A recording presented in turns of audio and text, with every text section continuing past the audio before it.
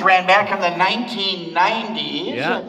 It was produced jointly by Warner Brothers and Amblin Entertainment, run by Steven Spielberg. Yay. You know, that little Steven kid, I think he's going to do okay. He's got a future. He's got himself a little video camera, and he plays with these cute little dinosaurs. It's pretty cool. And Animaniacs was a big hit, was #1 in the ratings, and ladies and gentlemen, yes, it is true that the cast and crew of Animaniacs walked off with dozens of Emmys. A bunch of them. And if the Academy ever finds out, they're going to make us give them back, so don't tell anybody. So those of you who someday may be up for an award, a Tony, an Oscar, an Emmy, just take them. Just Right, now they're going to want our Oscars back, so our Grammys easy. back, you know? Engrave it yourself with a nail. It's fine. You know, I tell you what, you have done thousands of hours of television. You've done hundreds of voices, and I've done dozens and dozens of shows. What was it about Animaniacs that after all of these years, here we are standing on the stage doing the show, and the show was rebooted again. How about that? With Steven Spielberg producing again. The show ran for 3 seasons. Rob got nominated for another Emmy.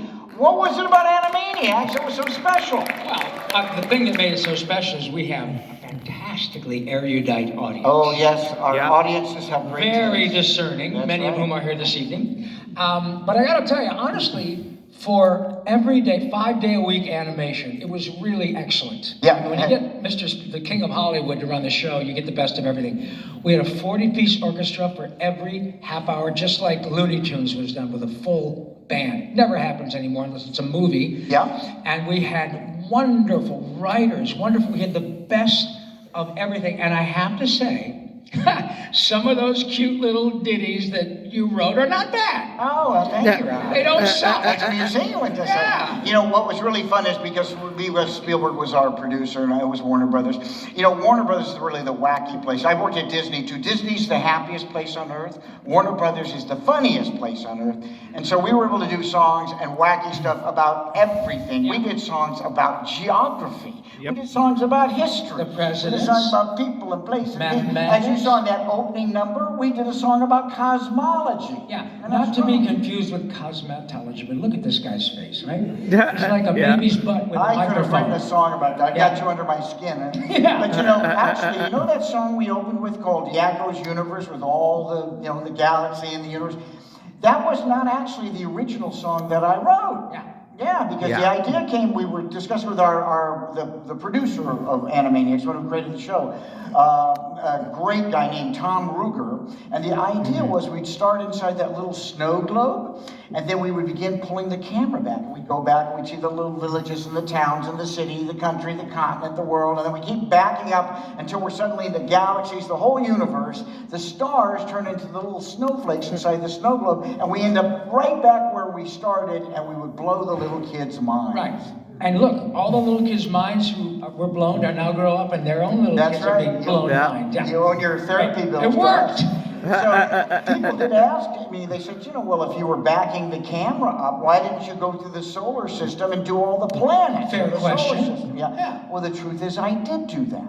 I did write a verse with all the planets, but at the time I was writing that song, I was out of town doing another show. Right. And so another writer on the show, great writer, a guy named Paul Rudd. Freakazoid. Yeah, he played Freakazoid. Am I audible? Can you all hear me okay with my mic like that? Okay.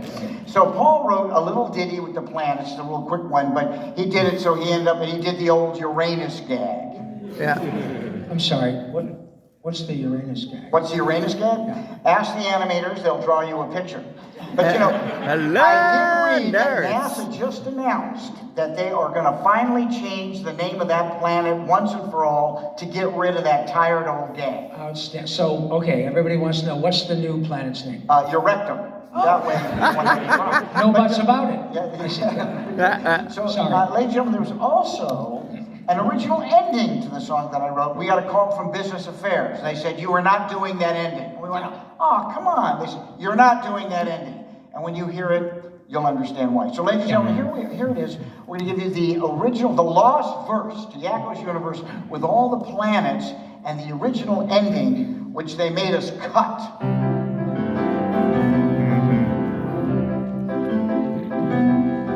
And it's part of a vast interplanetary system with everyone revolving round the sun. with Mercury in between us, and after that comes Venus, and still the solar system's just begun. Past the Earth and towards the stars, where we find the planet Mars, which is over 50 million miles away, and orbiting in pattern are Jupiter and Saturn, Uranus, Neptune, Pluto, so we say all together, it's a great big universe, and everyone's a part of it, and no one knows exactly where the end the start of it. We all live there together. It's our home forever. It's a small